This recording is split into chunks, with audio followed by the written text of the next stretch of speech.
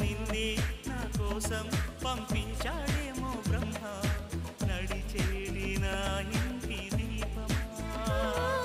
నీతో సావాసం పండించింది నా జన్మ నూరేళ్ల నాలో సట కుంకుమ పచ్చని శ్వాసల యౌవన గీతికి పల్లవి నువ్వంట పచ్చని ఆశల పువ్వుల తీగకి పందిరి నీ జంట